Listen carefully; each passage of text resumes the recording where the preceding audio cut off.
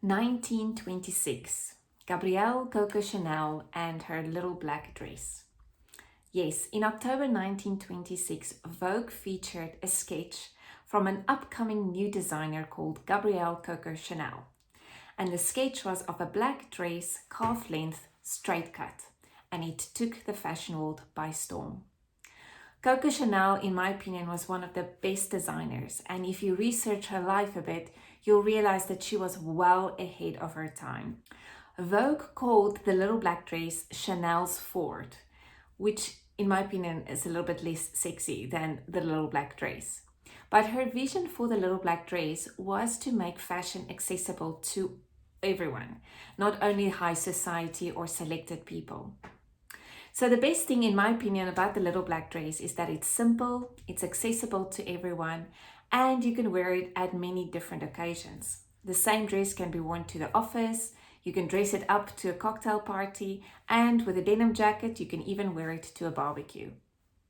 And this made me think, what is the little black dress of presentations? What is the one technique that is simple, accessible to everyone, so everyone can use, and you can apply this specific presentation technique to all the different meetings and presentations that you need to do.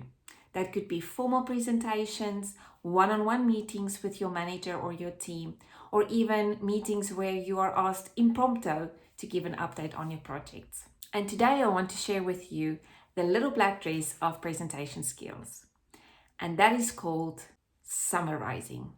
Yes, summarizing is not sexy at all, but in my opinion, it's an easy enough technique that you could use at every one of your different types of presentations in meetings. So let's have a look at each one of those. Firstly, at formal presentations. So you have 5 to 7 minutes and you have your slides ready and you need to present an update on your project or your team or your department. Imagine this, you are presenting your well-prepared slides. Everyone is engaged until Ben from finance receives a message from his son. He's distracted for a few minutes. John gets hungry and is thinking about what he'll have for lunch. And Jennifer just remembered she forgot to do something back at home. We get distracted. All of us do. You know, the goldfish effect.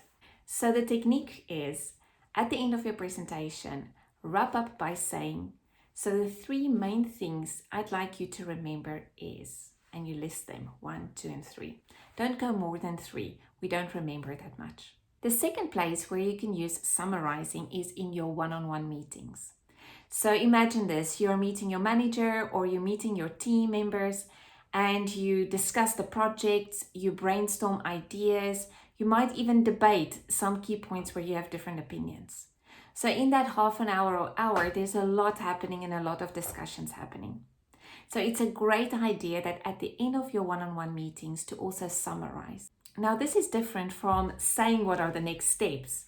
No, summarizing would be summarizing really the key points that you want them to remember in the same way that you would do with your formal presentations.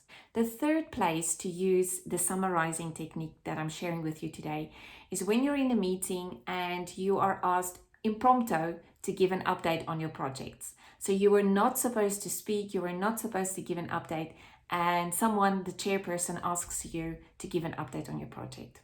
I've got 2 pieces of advice here. The first one is, whenever you go into meeting, always have an update ready. That helps you in these moments when people ask you, Jeanette, could you just also share with us what's the latest on your project? You can easily and comfortably give an update right there.